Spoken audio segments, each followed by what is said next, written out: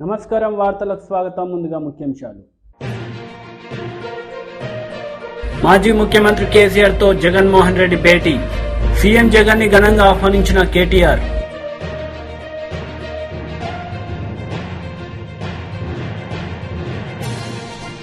మంత్రి Uttam Kumar Reddy press meet. పలు అంశాలపై వివరణ.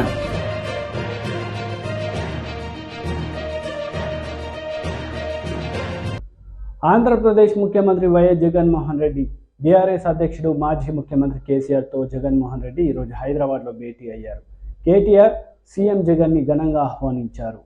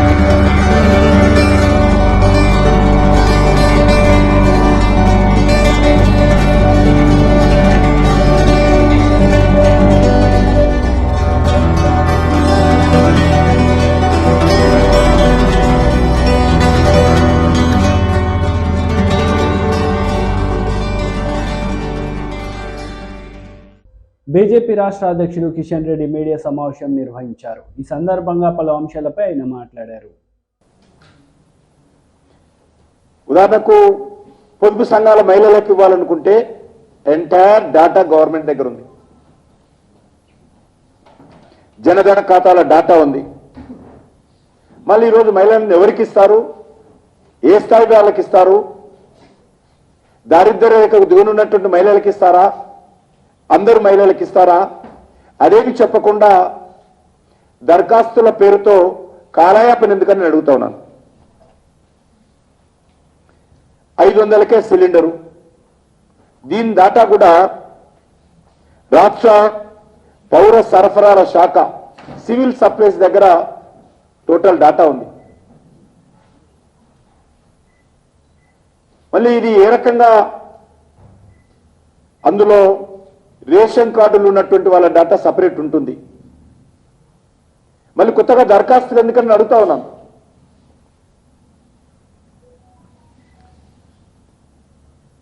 రైతు భరోసా రైతులకు, కౌలు రైతులకు ఎకరానికి 15,000 రూపాయలు. దీనికి మళ్ళీ దరఖాస్తులు ఎందుకు అడుగుతా ఉన్నాను. కేంద్ర ప్రభుత్వం ఇప్పటికే ప్రధానమంత్రి కిసాన్ సమ్మాన్ నిధి కింద ప్రతి సంవత్సరం 6,000 రూపాయలు ఇస్తా ఉంది. ఆ డాటా ఉంది. పోనీ రాష్ట్ర ప్రభుత్వం ఇప్పటికే అమలు చేస్తున్నటువంటి రైతు బంధు ఉంది. దాని ఎంటైర్ డాటా రాష్ట్ర ప్రభుత్వం దగ్గర ఉంది. మళ్ళీ కొత్తగా రైతులందరూ మీ ఆఫీసుల చుట్టూ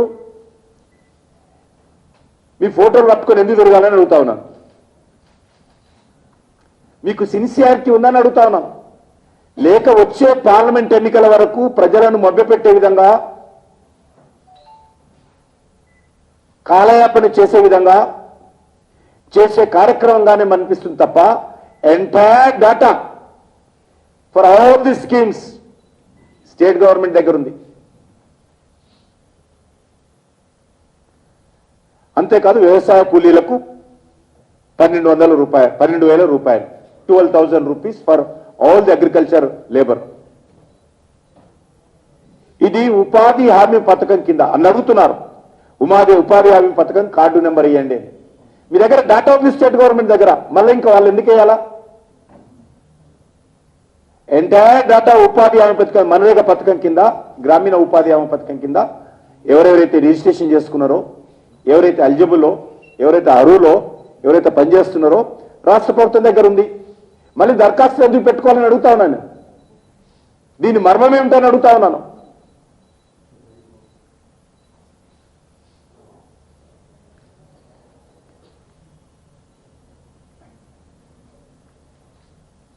అంతేకాదు ఉద్యమకారులకు 250 గజాల స్థలము నేను ఇంతకుముందు చెప్పాను. అదేవిధంగా 4,000 పెన్షన్ ఆల్రెడీ పెన్షన్ డాటా ఉంది. ఎవ్రీ మంత్ రాష్ట్ర ప్రభుత్వం పెన్షన్ ఇస్తుంది. మరి కొత్తగా దరఖాస్తు ఎందుకు అడుగుతా ఉన్నాను. పోనీ ఉన్నటువంటి వాళ్ళకి పెట్టుకోవద్దని చెప్పండి, కొత్త వాళ్ళు పెట్టుకోమని చెప్పండి, అర్థం ఉందని.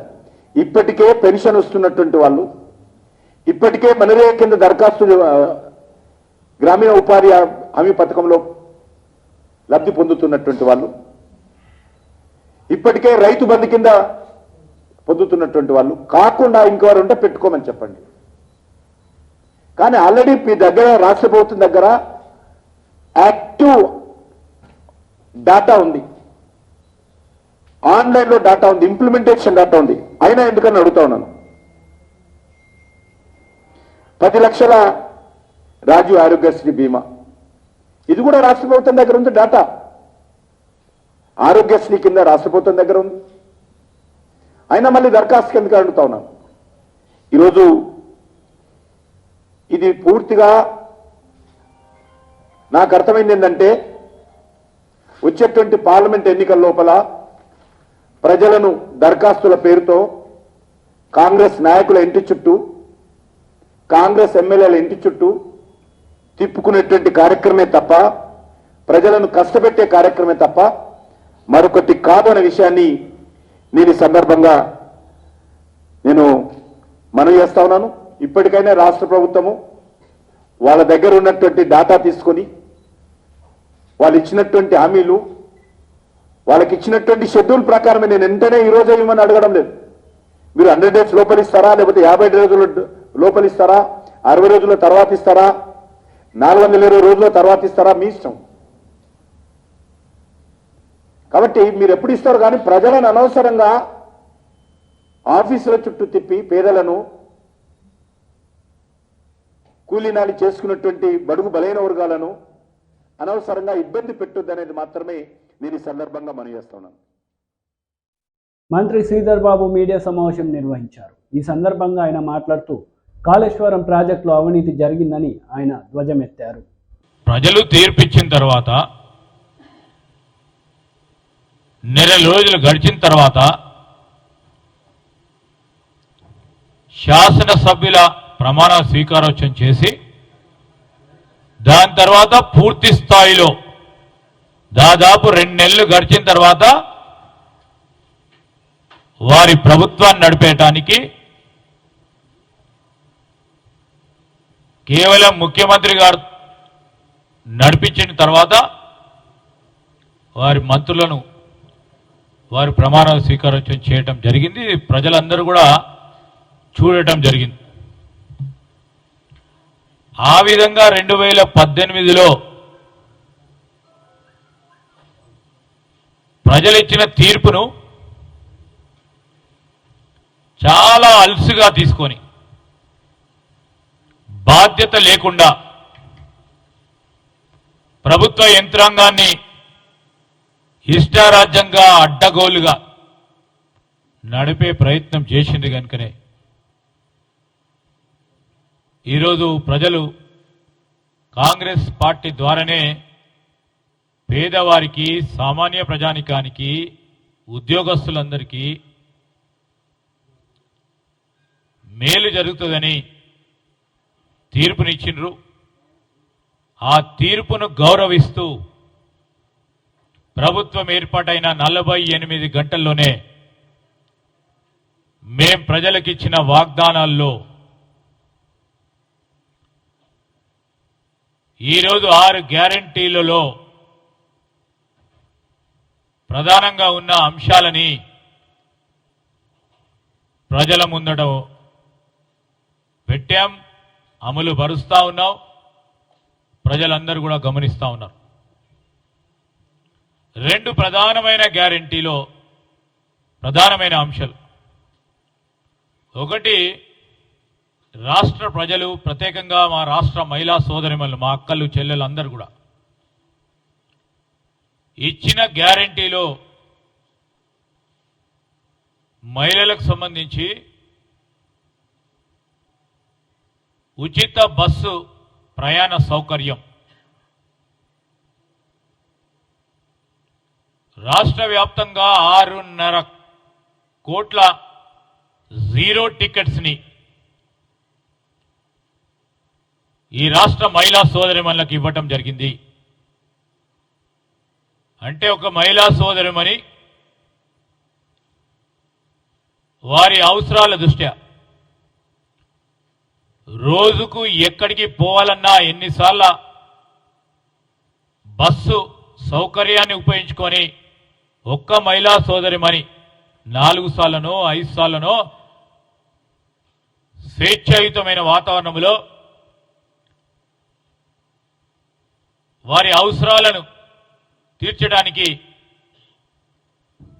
అనేక సందర్భాల్లో ఇది నా బస్సు, ఫ్రీ బస్సు ప్రయాణం కల్పిస్తా ఉంది కాంగ్రెస్ పార్టీ అనే ఒక వాతావరణం కల్పించి 6.5 కోట్ల జీరో టికెట్స్ ఇవ్వటం జరిగింది. రాజీవ్ ఆరోగ్యశ్రీ కింద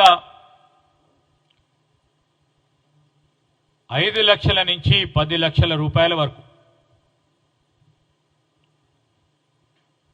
రాజీవ్ ఆరోగ్యశ్రీ పరిమితిని పెంచి పేదవారికి సంబంధించిన ప్రజా ఆరోగ్యం,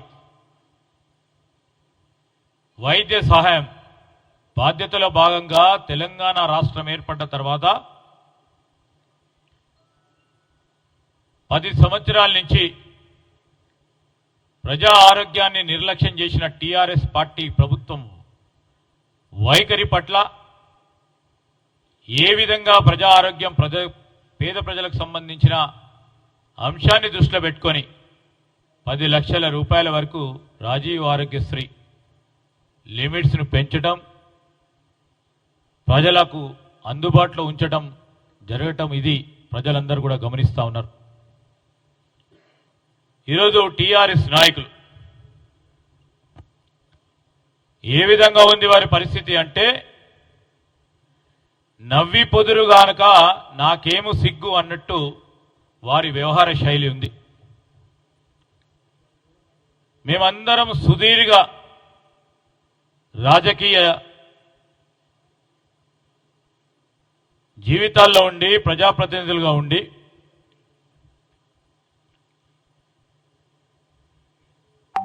వారి టీఆర్ఎస్ నాయకుల వైఖరి చూస్తూ ఉంటే మాకు అందరికీ కూడా వారిపైన జాలేస్తోంది, సిగ్గు అనిపిస్తూ ఉంది. ఈరోజు టీఆర్ఎస్ నాయకుల వ్యవహారం ఏ విధంగా ఉందంటే, 10 సంవత్సరాలు కాదు, ఈరోజు అధికారం వారి సొంతంగా, ఇంకెవరు ఈ రాష్ట్రాన్ని పాలించొద్దు అని నియంతృత్వ ధోరణి ఈనాటి వరకు కూడా ఓడిపోయినా వారి వ్యవహార ధోరణిలో ఏమాత్రం మార్పు రాలేదని స్పష్టంగా కనబడతా ఉంది. ఓటమి తర్వాతన్నా ప్రజలకు సంబంధించిన నాడిని అర్థం చేసుకుంటారని మేము ఆశించినాం. కానీ మాకు ప్రజలతో సంబంధం లేదు, ప్రజా ఆలోచనతో సంబంధం లేదు. జయహో బీసీ వర్క్షాప్లో టీడీపీ అధ్యక్షుడు నారా చంద్రబాబు నాయుడు పాల్గొన్నారు. ఈ సందర్భంగా ఆయన ప్రసంగించారు. 5 లక్షల మందికి 2 లక్షలు గాని 10 లక్షలు గాని ఫైనాన్స్ కార్పొరేషన్ ద్వారా సహాయం చేసి సబ్సిడీ ఇచ్చిన పార్టీ తెలుగుదేశం పార్టీ. ఈ రోజు నేను అడుగుతున్నా మిమ్మల్ని అందరినీ, 4 సంవత్సరాల్లో 1 రూపాయి మీకు ఇచ్చారా అని మిమ్మల్ని అడుగుతున్నా. ఇంత మునుపు కూడా రాజశేఖరుడు ఉన్నప్పుడు నేను సవాలు విసిరేవాడిని. ఒక 2-3 కార్పొరేషన్లు పెట్టి అక్కడ కుర్చీలు బెంచీలు కూడా లేకుండా నిన్ను కార్పొరేషన్ చైర్మన్ ఇచ్చాం, నువ్వు పోయి పని చేసుకోమంటే ఎక్కడ కూర్చోవాలో తెలియని పరిస్థితి ఆ రోజు. ఈ రోజు కూడా మనం కార్పొరేషన్ మీరు చూస్తే 125 కులాలకి ఆర్థిక సహాయం చేసిన పార్టీ తెలుగుదేశం పార్టీ. ఆ రోజు మీరు ఎక్కడికైనా వెళ్ళండి, ఏదో ఒక విధంగా మనం ఇస్తే కడాన మన గవర్నమెంట్ పోయిన తర్వాత గోడౌన్ లో కొన్ని 100 కోట్ల విలువ చేసి పరికరాల్ని మూలన పెట్టింది ఈ వైఎస్ఆర్ కాంగ్రెస్ పార్టీ అని చెప్పి కూడా మీకు తెలియజేస్తున్నా. అంటే మీకు ఇవ్వడానికి వాళ్ళకి మనసు రాలేదు. గోడౌన్ లో ఇవన్నీ కూడా తుప్పి పట్టిపోవడానికి సిద్ధపడ్డారు తప్ప ఈ పేదవాడికి ఇచ్చి ఆర్థికంగా పైకి తేవాలంటే మనసు రాకుండా ఇష్టానుసారంగా చేశారు. ఈరోజు నేను అడుగుతున్నా మిమ్మల్ని, కార్పొరేషన్లు పెట్టారు. ఎందుకు ఆ కార్పొరేషన్లు? కడాన 4 గీసుకోవడానికి కూడా పనికిరావు ఆ కార్పొరేషన్లు. ₹1 ఖర్చు పెట్టారా అని మిమ్మల్ని అడుగుతున్నా. ఎక్కడన్నా ₹1 ఖర్చు పెట్టారా? ఏ బీసీ అయినా ఆర్థికంగా పైకి తీసుకొచ్చే కార్యక్రమాలు చేశారా అని మిమ్మల్ని అడుగుతున్నాను. ఏమీ లేవు. ఇప్పుడు సాధికార యాత్ర అంటున్నాడు. దేనికోసం సాధికార యాత్ర నాకైతే అర్థం కాదు. ఈ రోజు మీరు ఒకసారి చూస్తే నేను అడుగుతున్నా ఈ ముఖ్యమంత్రిని, తెలుగుదేశం పార్టీ హయాంలో 1000 కోట్ల రూపాయలు ఆదరణ ద్వారా అనేక పనిముట్లు ఇప్పించాం, పూర్తిగా రద్దు చేశారు. దీనికి సమాధానం చెప్పమంటున్నాను. కార్పొరేషన్ ద్వారా దగ్గర సప్లైన్ మొత్తం ఖర్చు పెడితే 3500 కోట్ల రూపాయలు మనం ఖర్చు పెట్టాం. ఈరోజు సప్లైన్ ఇచ్చాం, 37,000 కోట్ల రూపాయలు మనం ఖర్చు పెట్టాం. మీరు ఈరోజు చెప్పింది ఏమని? సంవత్సరానికి 15,000, 5 సంవత్సరాల్లో 75,000, 75,000 కోట్ల రూపాయలు కేటాయిస్తామని చెప్పి ₹1 ఇచ్చారా నేను అడుగుతున్నా. మాట తప్పను, మడమ తిప్పనని చెప్పే ముఖ్యమంత్రి ఎక్కడ చేశాడో సమాధానం చెప్పమంటున్నా. పెళ్లి కారుకు మనం 35,000 ఇచ్చాం, మేము 50,000 ఇస్తామన్నారు. ఇచ్చారా నేను అడుగుతున్నా. అది కూడా ఇవ్వకుండా వదిలేశారు. బెస్ట్ అవైలబుల్ స్కూల్ 99లో ప్రారంభిస్తే దానికి కూడా డబ్బులు ఇవ్వకుండా రద్దు చేశారు. స్కిల్ డెవలప్మెంట్ సెంటర్లు రద్దు చేశారు. స్టడీ సర్కిల్ రద్దు చేశారు. బీసీ భవనాలు, కనీసం కట్టిన భవనాల్ని పూర్తి చేయని ముఖ్యమంత్రి 3 రాజధానులు కడతాడంట. అయిపోయింది ఆ పని కూడా. సుప్రీంకోర్టులో స్పష్టంగా ఏప్రిల్ తర్వాత పోస్ట్ చేశారు కాబట్టి 3 రాజధానుల ముచ్చట అయిపోయింది. మళ్ళీ ఒకే రాజధాని, అదే అమరావతి, అదే పూర్తి చేస్తాం తెలుగుదేశం పార్టీ. ఇంకో పక్కన ఎన్ఎఫ్డిబి ఫిషరీస్ డెవలప్మెంట్ బోర్డు ద్వారా వచ్చే రుణాలు తీసుకోవడం, సబ్సిడీలు తీసుకోవడం మానేశాడు. ప్రధానమంత్రి మత్స్య సంపద యోజన ద్వారా వచ్చే డబ్బుల్ని తీసుకోవడం రద్దు చేశాడు. చంద్రన్న బీమా రద్దు చేశాడు.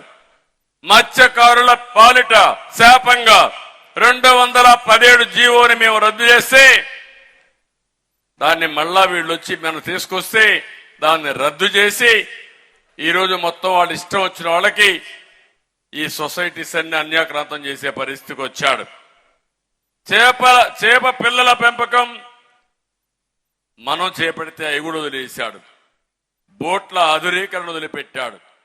రజకులకు వాషింగ్ మెషిన్లు ఇస్తే అవి కూడా తీసేశాడు. ఇంకో పక్కన మహిళలకు పారిశ్రామిక రాయితీలు ఇస్తే అవి తీసేశాడు. థ్రిఫ్ట్ ఫండ్ పోయించే నేత కార్మికులకి ట్రైనింగ్ ప్రోగ్రామ్.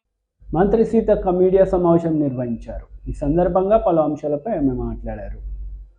ఇవాళ ఒక ప్రజాస్వామ్యబద్ధంగా జరిగినటువంటి ఎన్నికలలో మెజార్టీ మాకొస్తే తెల్లారి నుంచే కూలుస్తాం, పేలుస్తాం అని చెప్పేటువంటి మాటలు ఎందుకు ఇంత దురహంకారం మాటలు, ఇట్లాంటి దుర్బుద్ధి అని మేము అడుగుతా ఉన్నాం.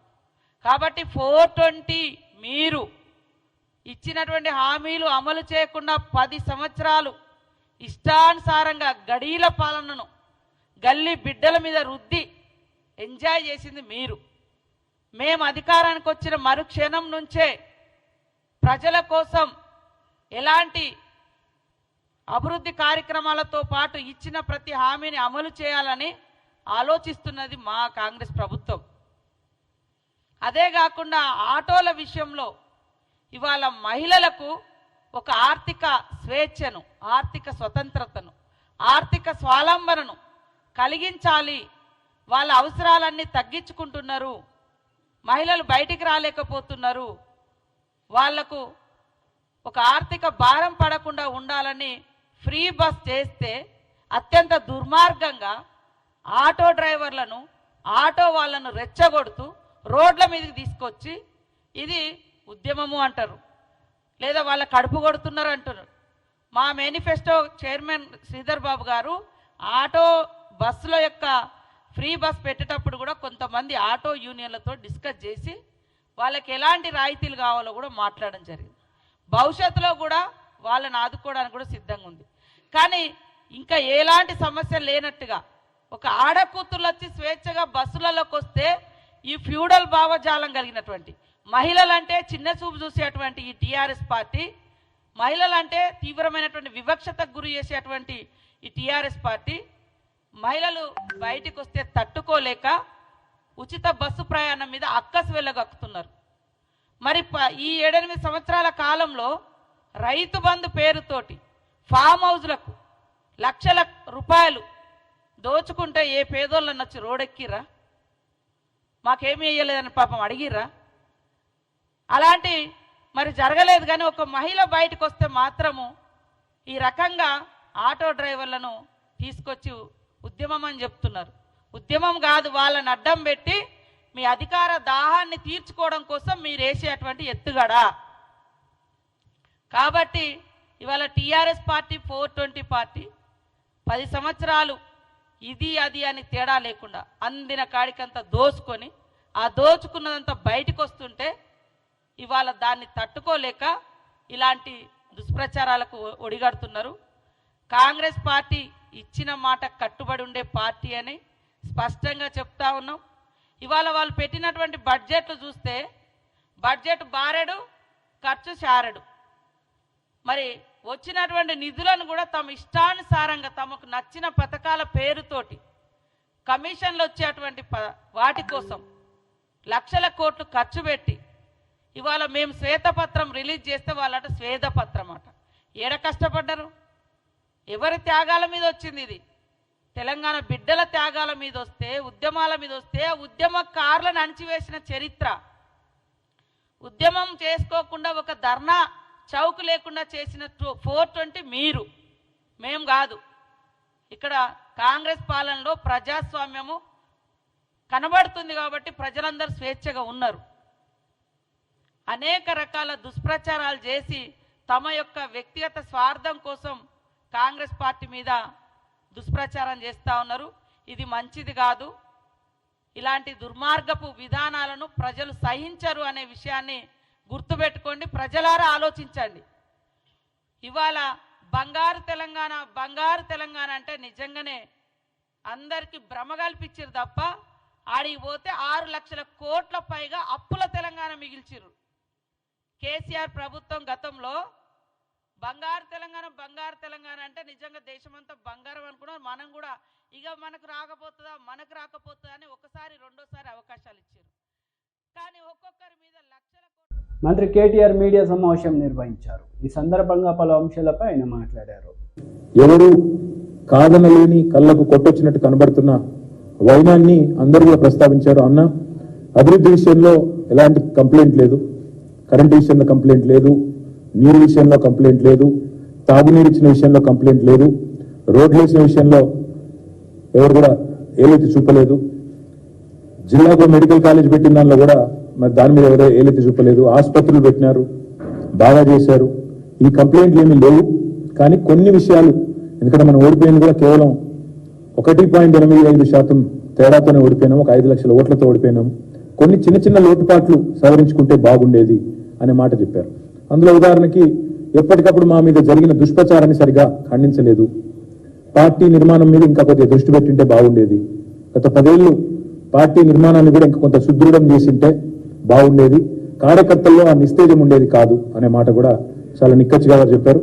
అవతల వాళ్ళు చెప్పిన అబద్ధాలు, ఇంటికో ఉద్యోగం ఇస్తాము అని మేము అన్నట్టు, అనని మాటను అన్నట్టు, వారు ఉద్యోగం ఇస్తాము ఇంటికో ఉద్యోగం ఇస్తామన్నారు అని చెప్పి వారు చేసిన ప్రచారాన్ని మేము సరైన సమయంలో ఖండించలేదనే మాటను, లేదా భారతదేశంలోనే అత్యధికంగా ప్రభుత్వ ఉద్యోగాల నియామకాలు చేసి కూడా దాన్ని సమర్థవంతంగా చెప్పుకోలేకపోయినాము, సోషల్ మీడియాలో ఇంకా బాగా చెప్పిండాల్సింది అనే మాట కానీ, ఈ ప్రాపగాండా వల్ల కొంత యూత్ ప్రభావితమైంది, దూరమైంది మనకి అనే మాట కానీ, భారతదేశంలోనే అత్యధికంగా ప్రభుత్వ ఉద్యోగులకు జీతాలు ఇచ్చి ఆ విషయాన్ని కూడా వాళ్ళలో రిజిస్టర్ చేయడంలో చిన్న చిన్న లోటుపాట్లుంటే వాటిని కూడా సరిగ్గా మనం అడ్రస్ చేయలేకపోయినామనే మాటని, ఇక తర్వాత సహజంగా ఇంకా కొన్ని ఇతర అంశాలు కూడా పార్టీ సంస్థాగత నిర్మాణం గురించి కూడా వారు చెప్పారు.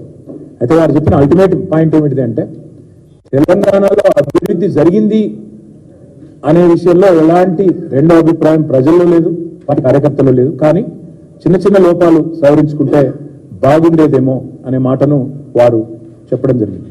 దాంతోపాటు ఇంకొక మాట కూడా వారు చెప్పినారు, ఆల్రెడీ కేసీఆర్ గారు ముఖ్యమంత్రిగా లేరు అనే మాట చాలా మంది ఇవాళ ఇతర పార్టీలకు ఓటేసిన వాళ్ళని కూడా, కాంగ్రెస్ బీజేపీలకు ఓటేసిన వాళ్ళ ప్రజల్లో కూడా ఒక రకమైన దానివల్ల అయ్యో ఇట్లా జరుగుతుంది అనుకోలేదు, మేము మా దగ్గర ఉండే లోకల్ అభ్యర్థి మీదనో ఇంకోరి మీద కొంత వ్యతిరేకతతో ఓటేసినాం, కానీ కేసీఆర్ గారు ముఖ్యమంత్రిగా లేరు అనే మాటని జీర్ణించుకోలేకపోతున్నారనే మాట కూడా మా నాయకులు కార్యకర్తలు. మంత్రి ఉత్తమ్ కుమార్ రెడ్డి మీడియా సమావేశం నిర్వహించారు. ఈ సందర్భంగా పలు అంశాలపై ఆయన మాట్లాడారు. కోవడం జరిగింది. దాని ఫాలో అప్గా ఈరోజు సెంట్రల్ వాటర్ రిసోర్సెస్ మినిస్టర్ని మేము కలిసాం. అయితే మీ అందరికి తెలుసు, Palamuru Rangareddy lift irrigation scheme ద్వారా 12 లక్షల ఎకరాలకి నాగర్ కర్నూల్, మహబూబ్ నగర్, వికారాబాద్, నారాయణపేట్, రంగారెడ్డి, నల్గొండ జిల్లాల్లో త్రాగునీరు, సాగునీరు ఇవ్వడానికి ఈ ప్రాజెక్ట్ ప్రపోజ్ చేయబడింది. దీని కింద 90 టీఎంసీల నీళ్లు 60 రోజుల్లో లిఫ్ట్ చేసి ఉపయోగించే ప్రణాళిక ఇది. ఈ ప్రాజెక్టులో 1200 గ్రామాలకి 1200 విలేజెస్ కి 6 జిల్లాల్లో మంచినీళ్ళు ఇవ్వడం, 12,30,000 ఎకరాలకి నీళ్లు ఇవ్వడం. మరి ఈ ప్రాజెక్ట్ ఆ విధంగా ముందుకు పోతుంది. ఈ ప్రాజెక్ట్ గురించి సుదీర్ఘంగా షెకావత్ గారితో డిస్కస్ చేశాము. మరి ఈ ప్రాజెక్ట్ కి తొందరగా సెంట్రల్ వాటర్ కమిషన్ అప్రూవల్ ఇవ్వవలసిందిగా, అదేవిధంగా మరి మేము అడిగింది నేషనల్ ప్రాజెక్ట్ స్టేటస్ ఇచ్చి 60% ఫండింగ్ కేంద్ర ప్రభుత్వం భరించవలసిందిగా మేము వారిని రిక్వెస్ట్ చేశాం. అయితే ఈ ప్రాజెక్ట్ కి తెలంగాణ రాష్ట్రానికి 90 టీఎంసీల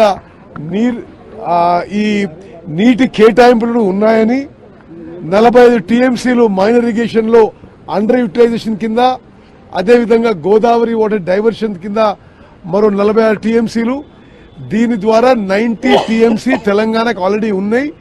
ఇది పాలమూరు రంగారెడ్డి స్కీమ్ లో ఉపయోగించుకునే విధంగా మీరు సిడబ్ల్యూసీ పర్మిషన్ ఇవ్వాలని చెప్పి కోరడం జరిగింది. అయితే సుదీర్ఘ చర్చల తర్వాత మరి central water resources minister Shekhawat గారు మాకేం చెప్పారంటే, ఈ నేషనల్ ప్రాజెక్ట్ అనే విషయం ఇప్పుడు మా ప్రభుత్వం ఆ విధంగా ముందుకు పోవడం లేదు, కానీ ఈ ప్రాజెక్ట్ కి మేము వేరే స్కీమ్ కింద మేము ఫండింగ్ చేస్తాము. తప్పనిసరిగా ఈ స్కీమ్ కి అన్ని విధాలుగా Palamuru Rangareddy lift irrigation scheme కి కేంద్ర ప్రభుత్వం మద్దతు, ఫండింగ్ ఉంటుందని చెప్పి ఈరోజు గౌరవ ముఖ్యమంత్రి గారికి నాకు హామీ ఇవ్వడం జరిగింది. వారు ఏం చెప్పారంటే, నేషనల్ ప్రాజెక్ట్ వచ్చినా మీకు 60-40 ఫండింగ్ ఉంటుంది. మేమేం చెప్పినామంటే, ఇందులో ఆల్రెడీ 40% ఫండింగ్ స్టేట్ గవర్నమెంట్ పెట్టిందని. సరే, తప్పనిసరిగా మేము వేరే స్కీమ్ కింద 60% ఫండింగ్ పెట్టే ప్రయత్నం చేస్తామని చెప్పి ఈరోజు కేంద్ర మంత్రివర్యులు మాకు హామీ ఇవ్వడం జరిగింది.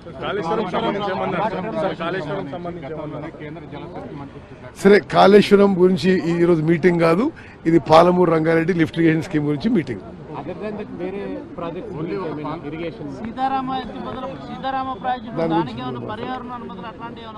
ఓకే, ఈ విషయం today meeting was about Palamuru Rangareddy lift irrigation scheme.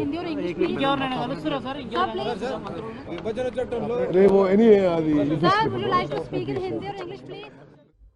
వార్తలు ముగించే ముందు ముఖ్యాంశాలు మరోసారి. మాజీ ముఖ్యమంత్రి కేసీఆర్ తో జగన్మోహన్ రెడ్డి భేటీ, సీఎం జగన్ ని ఘనంగా ఆహ్వానించిన కేటీఆర్.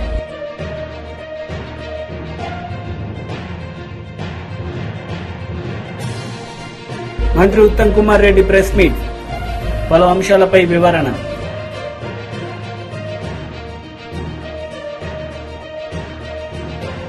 ఈ వార్తలు ఇంతటితో సమాప్తం. తిరిగి ప్రసారమై వార్తలు మళ్ళీ కలుద్దాం. అంతవరకు సెలవు. నమస్తే.